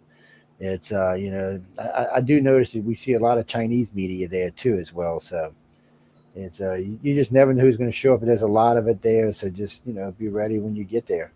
It's a lot of fun. You'll enjoy it. So Kathleen, where are you located now? I'm still in Missouri, so in the same area the story takes place. Okay, good. And then Mike? I'm in Centennial, which is a Denver suburb. Denver. Okay, good. Yeah, because both areas we're going to get a lot of media, a lot of stuff. So that's good. Carmen's good at booking the stuff. Yeah, he's really good at it, and and he'll and talk to him too, because that if there's some particular place you might want to go, he might be able to help you get there or something. We'll help you in any ways we can. But I always tell people too, if you find a show that you think will help you and you want to be on it, get 20 or 30 friends and have them write to the show. Don't do it yourself. Just have them write. So I got my very first Coast to Coast appearance. I had 100 audience members write to Coast to Coast. The next day they called me and said, "Would you like to be on the show?" And so it does work. But make sure it's something you want to be on. There's a lot of good shows out there for authors. There really are. There's a lot of people trying to make a difference. They're like us. I live in Mississippi, so anything we can help with literacy, I want to try. It has gotten better here because of the casinos, but still, there's a lot more people need to be picking up a book and reading down here. Let's just be honest about it. But so any way we can help, we do. It's because we want to see, and then I want to see some good movies. Because I gotta be honest, since COVID, there ain't been much in the way of good movies around. So I need something new, man, something different. I don't care. I just need something different. See, I'm not demanding. Just make it different. See, and I like happy endings. I guess that's from living in the bayou or something. When you live with alligators in your backyard, you tend to want happy endings. Well, it's not a movie; it's a TV show. But I could. I'm just going to throw this out into the universe. I feel like my story would be a great Black Mirror episode. Oh, that could be. Yeah, it's just. Yeah, well, I have to read it to know for sure now. But well, Jack, if you haven't seen it, go find it. Yeah. If you can't find it on the internet, shame on you. You're not looking. I'm just type in the name and it'll come right up. There's a lot of good sci-fi out there, just not. I don't know. It doesn't seem to be as good as it used to be. Is all I can say. It's I was thinking, what's the best sci-fi movie that's been out in the last decade? And I was having a hard time thinking of one. Because I don't consider Marvel and all that to be sci-fi. It's more mystery or fantasy than it is sci-fi. Kind of a mix between the two, I guess. But it's like I said, I watched Emily and I watched Superman this past week.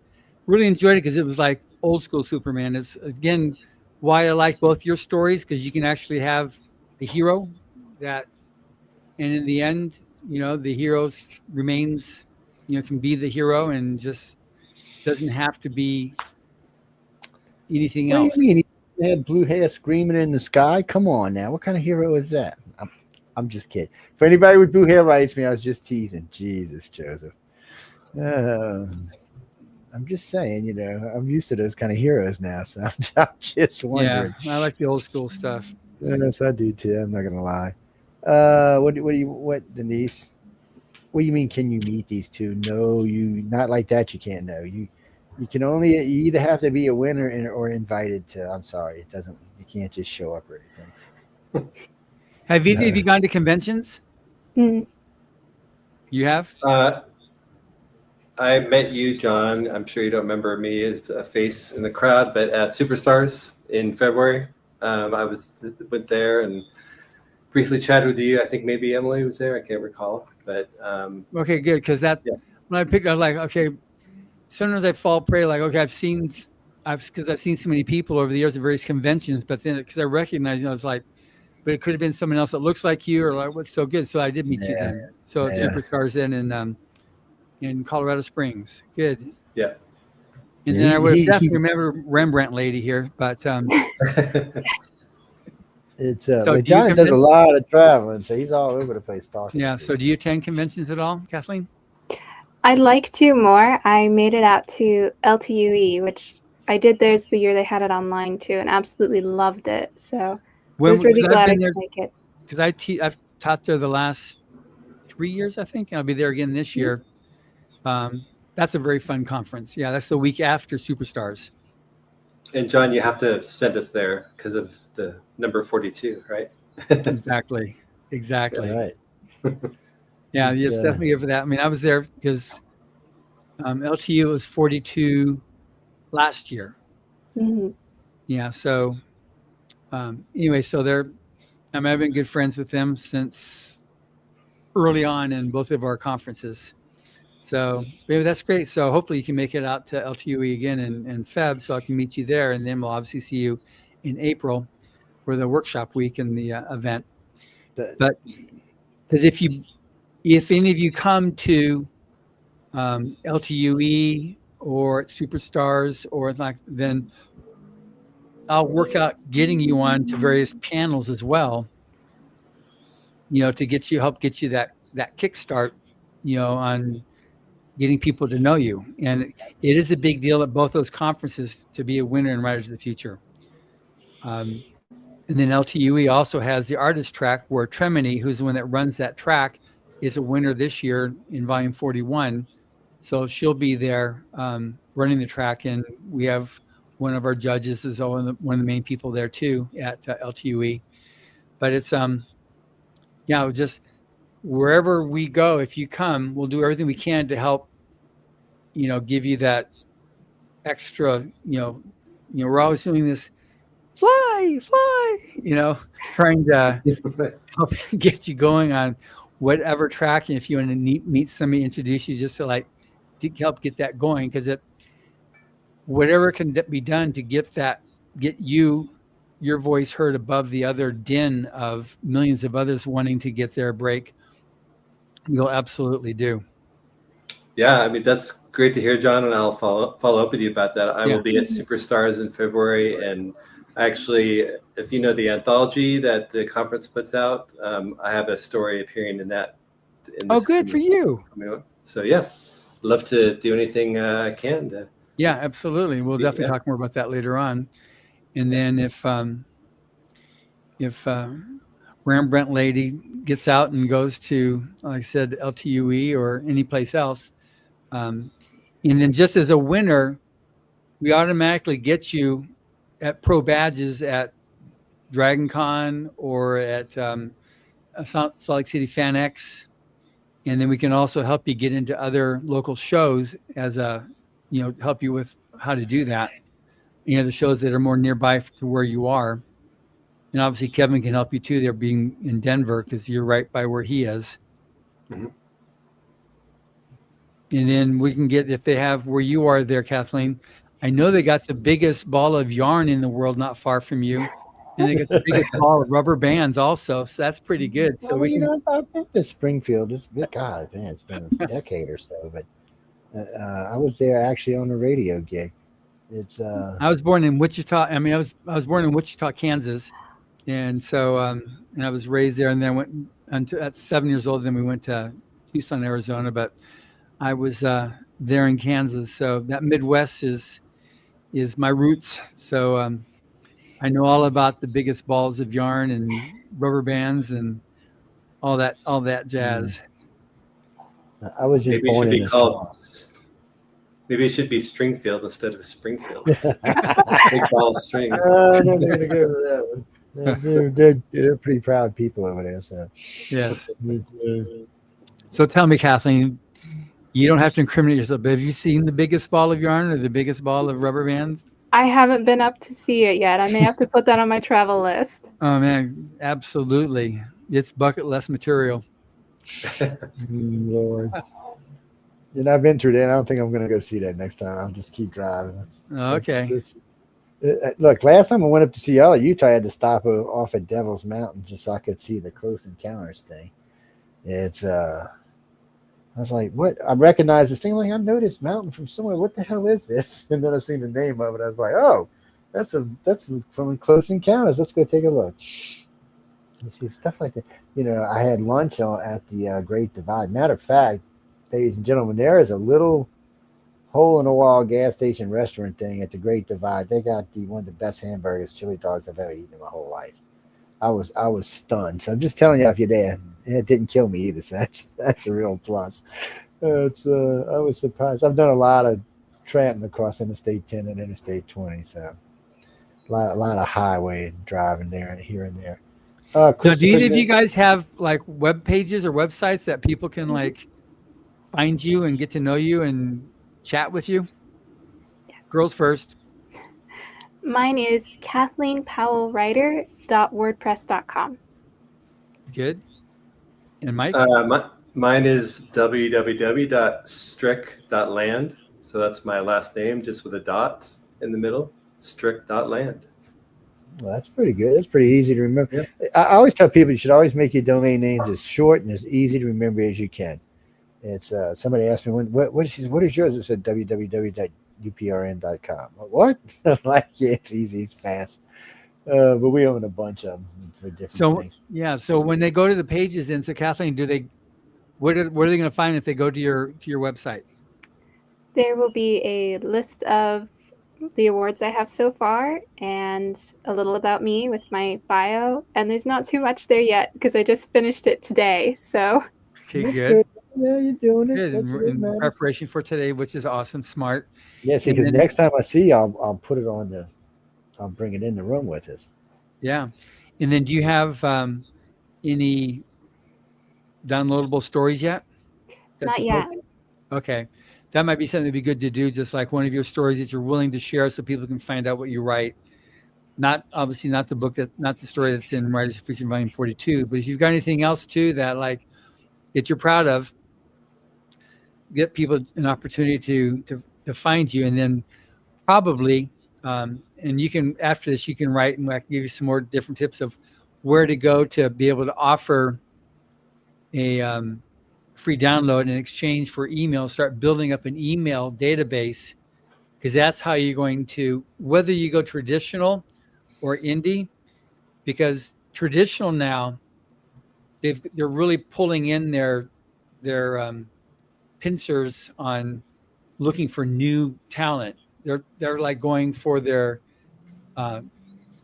top authors and just doing them, and not so much the mid list or the new names, unless you got something that you can really bring to the table. Like, well, I got 50,000 names in my email database, or I've got social media where I've got 20,000 followers, that type of thing.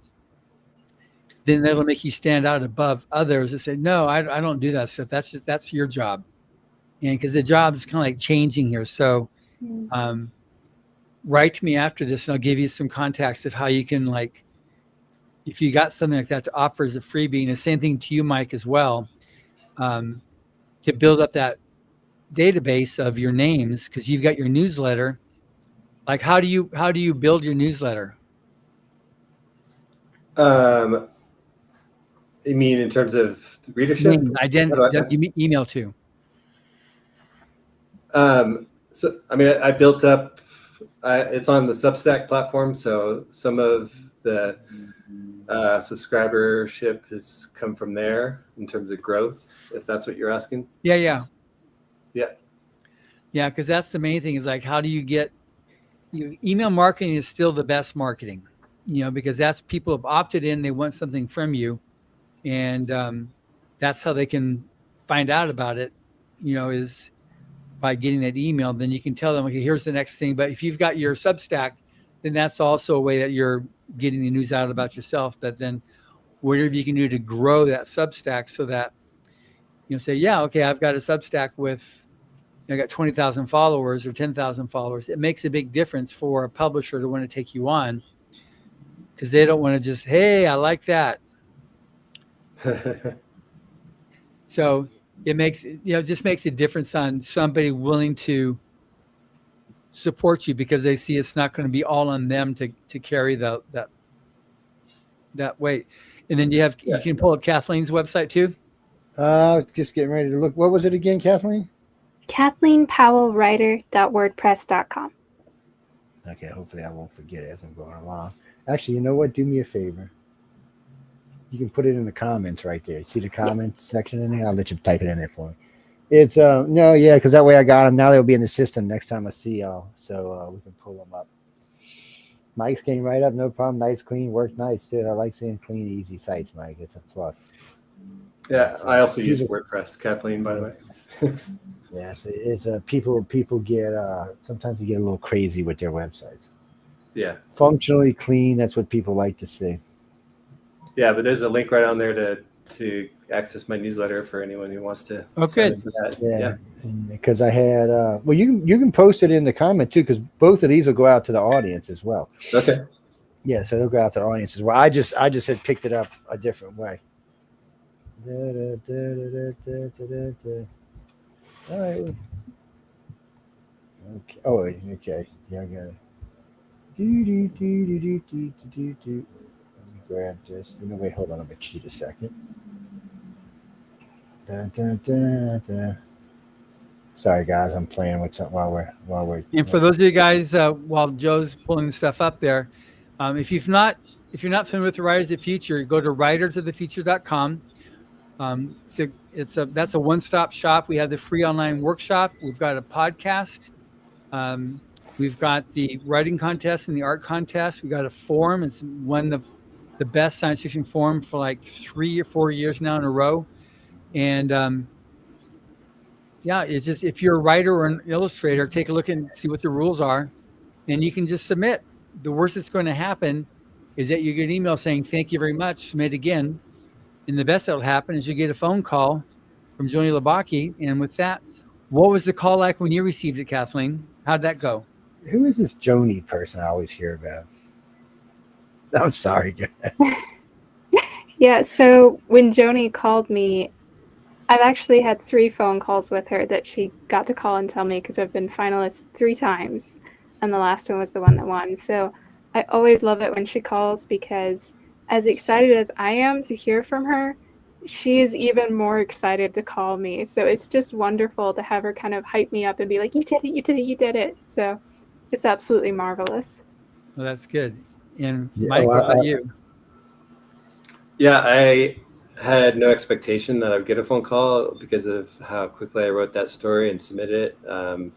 So it was a complete surprise. I happened to be sitting on my patio reading Stephen King's memoir on writing, and I was specifically reading a passage about how he got a phone call about from his editor publishing Carrie, phone call out of the blue, and literally right as I was reading that, my own phone rang, and it was Joni with my own big news out of the blue. So it's kind of funny. Yeah, that's very cool, because you both have such good stories, which is a lot of fun. Wow, look at all that silver. That's awesome. I know. Look at all this, man. Honorable mention stuff. We're gonna have to watch her, Mike. She's gonna try to be famous, man. Keep an eye out on her. She already is famous. She'll just be more famous now. We'll just have to keep an eye out. Christopher, no, this is actually Kathleen's site. Yeah, Mike's was the first one I had up. They're both in the chat, so y'all can find them if y'all want to go check them out. The nice part about them being in the chat, they're in there for life now. For as long as these archives are online, they will always be in there. Nobody takes them out. Yeah, and we don't edit them out or anything like that. We leave them in there, and mainly because people forget sometimes. And you know what? It was in the archive. Let me go back and look. That's right. I'm sorry about that. Somebody set my alarm off. That must mean it's time for the show in, because the dogs know what time I get off air, believe it or not. So you notice they've been in the room with me the whole time being quiet, and now all of a sudden they're like, no, Daddy, it's time to get your butt off of air. It's almost like they know. Oh, this is the story we were talking about earlier, right? This is okay. It's got to be famous. I always like meeting famous people. Okay, now I got to get out of here. I forgot where I was at. Sorry, guys. I got lost there for a minute. Oh, bring us back, so then we got to get out of here. It was great talking to both of y'all. I can't wait to meet y'all. And if I know Carmen, he'll torture y'all somewhere along when we get closer, because we start bringing on 4 at a time, so everybody gets to meet each other. You know, it's more about y'all talking to each other than it is us talking. It's just for just so you get to know who's going to be there, and that way you can also watch the other videos, and you get a good idea of who the other winners are right off the bat before you even get it. Before you actually even meet them in person, you kind of get an idea of personalities and stuff. We started doing it about 2 years ago. It seems to work really well. So it does. And then what's going to be good too about this show here is if everybody smiles at the same time, I'll do a screen cap and post about that. We met our first 2 winners from Riders of the Future Volume 42. So Joe, can you smile? What the hell, man? You know I charge for smiles, man. I'm sorry. You know I good. do. Got it. I told that to a lady a couple of weeks ago somewhere. She goes, "You charge for smiles?" I said, "Damn right." So there ain't nothing to smile about in this world. I charge for a damn smile. And she looked at me like, "How much?" I said, "Just kidding, sweetie." Just kidding. I didn't actually mean it. I was just kidding. But it has been really nice to meet y'all. I can't wait till we catch up with y'all and get to see y'all in LA. It's always, I'm telling you, y'all going to enjoy yourselves. I'm not going to tell you it's not hectic, because there's a lot going on. And so you're going to be going. But you're going to get to experience a lot of stuff. Yeah. And some of which we'll talk about next time I see you, which I didn't want to talk about today, but we'll talk about next time I see you. There's some other stuff that goes on that you're going to have really fun. And no, Dean, I've told y'all before, I can't tape it. John already threatened my life about that the first year I met him. I said, Jen, you got to let me tape this and turn it into classes. He's like, no. I was like, damn. Anyway, guys and girls, you can take the online workshop, which has a lot of what they're going to get. Just they get the next level up as winners now.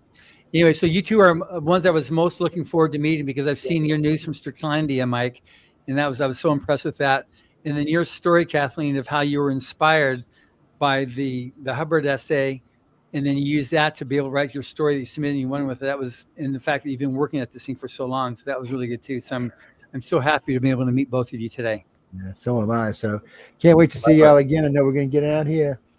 Lovelace, Halloween, you know what? There's a show coming on in about 30 minutes. Catch up, ask that question in there. I'm sure they'll be more than happy to answer you. There's some crazy hosts on that show, and I'm sure they'll have no problem answering that question. On that note, ladies and gentlemen, I want to thank everyone for tuning in to the Author's Quill on United Public Radio. Of course, as I say every week, any moans, groans, gripes, or commissioner bitches, please write to Michelle DeRoche. She loves to hear from everyone. Good night, everybody.